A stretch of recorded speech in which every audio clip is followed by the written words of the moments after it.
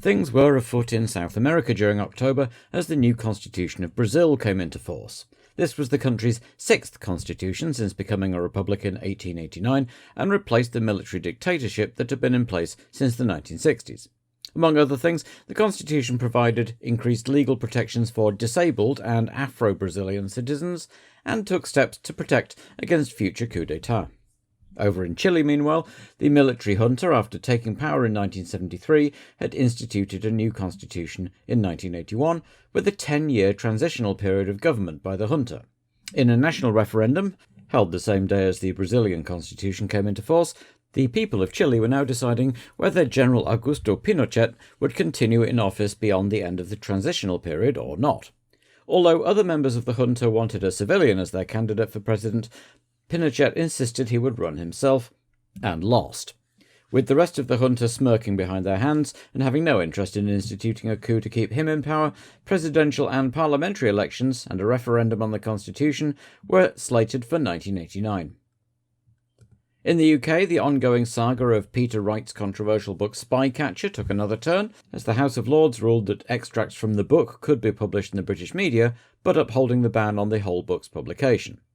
Meanwhile, in an attempt to, in the words of Prime Minister Margaret Thatcher, deny them the oxygen of publicity, the government banned broadcast interviews with members of the IRA and its associated political party Sinn Féin. The BBC, resentful of the ban as anti-free speech, quickly hired voice actors to provide voiceovers, and they got so good at lip-syncing that it soon became difficult to tell that the voice wasn't that of the original interviewee. And Jaguar launched their revolutionary new XJ220 sports car at the Motor Show in London. The 220 in the name refers to its top speed in miles per hour, and the car, built around a V12 engine by Tom Walkinshaw Racing, was planned to be the fastest production car when it came onto the market in 1990. Over in the US, the presidential election was drawing ever nearer, and televised debates were held between candidates George Bush and Michael Dukakis, and between their prospective vice presidents Dan Quayle and Lloyd Bentsen. In the latter, Quayle responded to criticisms of his relative lack of experience by asserting that he had as much experience as JFK did when he ran for the presidency in 1960. Bentsen's reply: Senator, I served with Jack Kennedy. I knew Jack Kennedy. Jack Kennedy was a friend of mine. Senator, you're no Jack Kennedy. Brought the House down, and has become a well-known quote in American political discourse ever since. Meanwhile, in the presidential debate, Bentsen's prospective boss, Michael Dukakis, was asked about his opposition to the death penalty, even if his own wife were to be raped and murdered. He replied that he would still oppose the death penalty, and this was then used as an attack line by the Republican Party, claiming that Dukakis was too liberal and soft on crime. The F1 teams headed to the home of Honda for the home swan song of the Honda turbo engine that had been so successful over the last few years, and they would be keen to avenge their humbling in last year's race when Berger in the Ferrari had led Senna's Lotus Honda home by 17 seconds after Piquet's Williams Honda had blown up. This year, that man Senna could bring Honda the driver's title to go with the constructors' one they'd won some time ago. Senna, for his part, was looking edgy and nervous, the glare of the Japanese media attention only adding to the pressure on him. There were two bits of news for next year. Sergio Rinland would indeed be designing next year's new Brabham, with the team returning with a new owner, none other than Walter Brunn, current team principal of Eurobrunn, which might make for an interesting conflict of interest. Certainly, what engine it would have, who'd be driving it, and how it was all going to be paid for was very much still up in the air. And Satoru Nakajima was re-signed for Lotus, to puzzled looks from many pundits, who'd all assumed that with Honda going, he'd be following him out of the door. Clearly, Peter War's team valued his testing feedback at least, even if his race performances hadn't been stellar. It was a bittersweet weekend for Satoru, though, who received the news of his mother's death just minutes before the start of Friday practice. Few teams had made much change to their cars for the race, mostly focusing on next year, though Tyrrell already had some of their 1989 components built already and had installed them on Palmer's car, which had improved things no end. Ligier also had another variation on their front end, though both Arnoux and Johansson looked distinctly gloomy about its prospects. Zakspeed, meanwhile, had somehow found 25 kilograms in weight savings and were hoping that would help. There was a change to the Larousse-Calmels team for the race too, with Yannick Dalmas unfortunately down with a case of Legionnaire's disease. Stepping in at the last minute was local F3000 driver Aguri Suzuki. Tokyo native Suzuki began racing karts at the age of 12 and at 18 in 1978 won the Japanese karting title and moved up to F3, while continuing karting at the same time and taking the 1981 title as well. In 1983, he won the All-Japan F3 title and was rewarded with a drive for the Nissan factory team in touring car racing, a title he won in 1986, the year he also moved into F2 and entered Le Mans for the first time. In 1987, he was runner-up in Japanese Formula 3000, and by the time he was offered the Larousse seat for the Japanese Grand Prix, he was leading the series. Suzuki had not even sat in the car until Friday practice, so he would not be expected to do much, as they headed out onto the high-speed track where the McLarens would surely dominate once more. And sure enough, while Prost was fastest in Friday morning's practice, it was all Senna, taking a record-breaking 12th pole of the season, with Prost alongside once more, and Berger a rather distant third, a second and a half off pole. In fourth place, though, was Ivan Capelli, delighting his Japanese sponsors on a circuit he knew well, ahead of the Lotus pairing of Piquet and Nakajima, both setting identical times of 1 minute 43.693. Warwick was 7th in the Arrows, Mansell 8th in the Williams, and a rather demoralised-looking Alboreto 9th, with Boots and Patrese and Nannini following him. The new Tyrrell parts were working well, with Palmer a delighted 16th, new boy Suzuki lined up alongside his team leader Alio in a very creditable 20th, with the back row made up of two habitual non-qualifiers in the shape of Schneider and Bailey, leaving Johansson, Ginzani and both Eurobruns to join non-Prix qualifier Tarquini in the paddock for race day. Sunday dawned grey and drizzly, and as the cars went out onto the grid, the umbrellas were out, in the stands and on the grid, but as yet it wasn't anything more than slightly damp on track, so it would be slick tyres and a dry race. If Senna could win, he would be champion. If Prost won, the title would be decided in Adelaide. If neither of them won, well, that seemed unlikely enough that nobody was really talking about that option, but obviously the championship would again go down to the last race in Adelaide. So after a long hold on the grid, on came the red light, then the green, and Senna stalled. Up went his arm as everyone else shot past, before his Honda engine coughed into life and he got away 14th.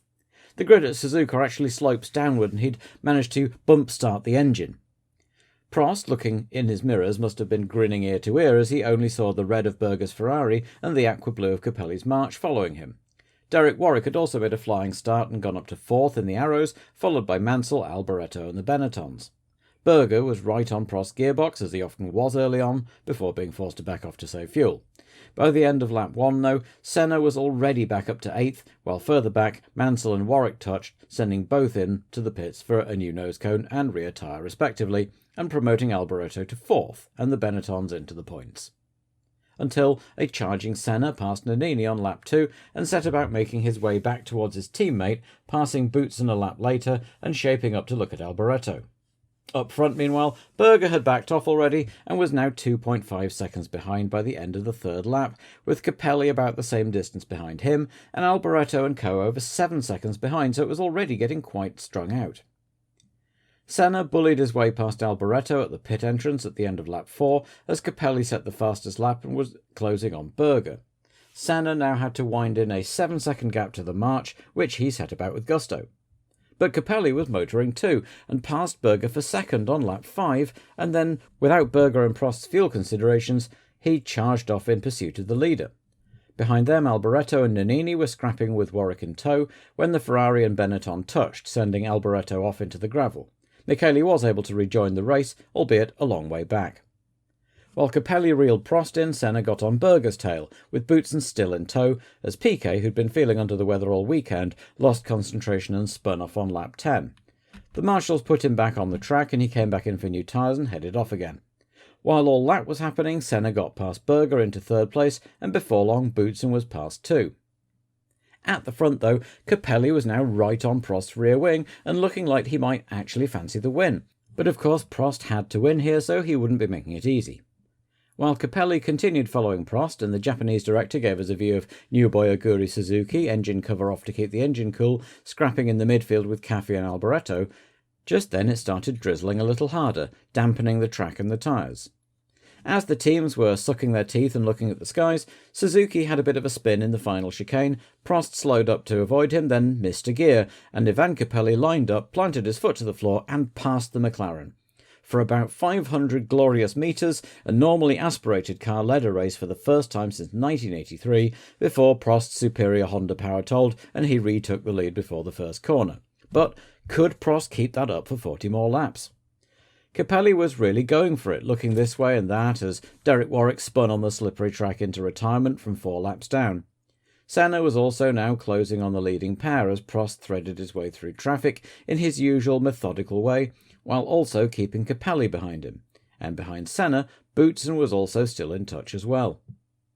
Lap times had dropped by 10 seconds by lap 18 as the track continued to dampen, and before long the top 3 were running close together and the drizzle had stopped. As did Capelli. Heartbreak once more as the engine electrics went out and he coasted to a stop. Terrible luck for the March team, but for the neutrals it meant there was now a straight on-track battle for the Drivers' Championship as the track was now pretty much dry again and they could have at it. Fuel allowing, of course, and Senna would be hoping his fuel gauge wasn't telling him porkies again as he began to harry his double world champion teammate for the lead, and Prost responded with the fastest lap on lap 21 of the 51. Nakajima, meanwhile, had worked his way back up to 7th after being balked by a slow Senna at the start, and the TV director was naturally keen to give him a bit of screen time, but there was a bonus too. For the first time, a live telemetry feed, specially fitted to the number 2 Lotus, showed his speed as he powered around the circuit he knew well. Satoru was chasing Patrese in 6th, and behind him were Chiva and an excellent Palmer, and all the time Prost and Senna were duelling via the lap charts, if not quite on the track just yet. Mansell had worked his way back up to 12th after his early stop for a new nose, but just after half distance he hit Piquet while trying to pass him and parked up in the pit lane entrance. Of all the people to collide with, it would have to be Piquet. Meanwhile, Senna had caught Prost in traffic and bolted through 2 corners by decisive, who was fighting his own battle with Gugelmin over 12th and not looking in his mirrors. The Frenchman slowed, and past went Ayrton into the lead, a remarkable comeback from his terrible start.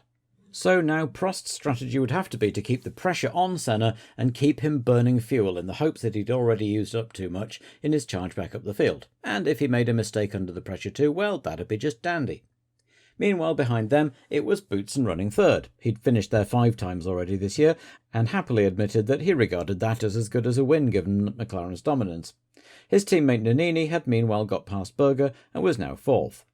Speaking of which, it was a familiar story up front, as Senna carved through the traffic like a hot knife through butter, while Prost was more methodical and circumspect and lost time.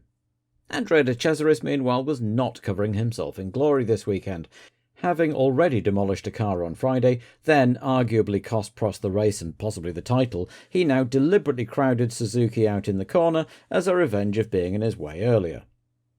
By now, there were 15 laps to go and Senna was 5 seconds clear. Piquet came in to retire after 34 eventful laps, unwell and exhausted. Prost closed up, Senna sped up, Prost closed up again, and now the two were approaching Nakajima to lap him. The Japanese driver, while always a perfect gentleman on track, was chasing Patrese hard for 6th and was under pressure to do well under the eyes of international media, and he had the same engine as the McLarens even if the chassis wasn't nearly as good. Senna had to bully his way past, while Prost fumed behind the Lotus for nearly a whole lap, and then the drizzle started again with just 10 laps to go. The laps ticked down, Prost following in Senna's wheel tracks but watching the title slip away with every corner. And then with just a few laps to go, it started to rain properly. Not hard, but hard enough. Senna was waving and pointing at the sky and presumably berating the team on the pit car radio, trying to get the organisers to stop the race early, but to no avail. It didn't matter. With just 4 laps to go, Prost was too canny a driver to try anything stupid and risk an injury, and Senna led home to take the World Championship and his 7th win of 1988, another record in an already record-breaking season. Thierry Boutsen's 6th third place was another record, with Berger getting back ahead of Nannini for 4th and Patrese hanging on for the last point. Both local drivers finished despite their tribulations, with Nakajima just outside the points ahead of Streff and Alio, a dispirited Alboreto only able to make it back up to 11th, and both Tyrrells finishing too. And Gugelmin might have done better if his drink bottle hadn't come loose and been rolling around his cockpit for most of the race, getting under his pedals and generally being a distraction. There were some heated words in the paddock afterwards, between Mansell and Warwick, and between the duelling Italians Nannini and Alboreto. Unseen by the cameras, the Ferrari driver had doggedly blocked Sandro from lapping him after their early incident, and it was this that allowed Berger to regain 4th place. The two argued, coupled it with something and made it a word and a blow, and had to be separated. And Real boss Gunter Schmidt bemoaned the fact that Andrea de Cesaris had cost him $1 million worth of fiberglass so far this season, though he may have been just as annoyed by the Italian driver's attempt to nick his hotel room booking when they arrived on Wednesday. But between the two McLaren drivers, all was sweetness and light. If Prost was sore about losing the title despite scoring more points than Senna, he didn't show it. Quote, "I'm not disappointed to have lost the championship. I knew it was going to be difficult. Today reflected the season, and Ayrton deserved to win." So, Brazil had her third world champion, and in 2 weeks' time the Australian Grand Prix would be rendered a dead rubber as far as the title race was concerned, but that had been the case before, and with all the pressure off and an end-of-term party atmosphere, it had often turned out to be a great race nonetheless. For now, though, the party in Brazil would be going on into the night, while back home at Woking, everything was getting ready for the last race of the year.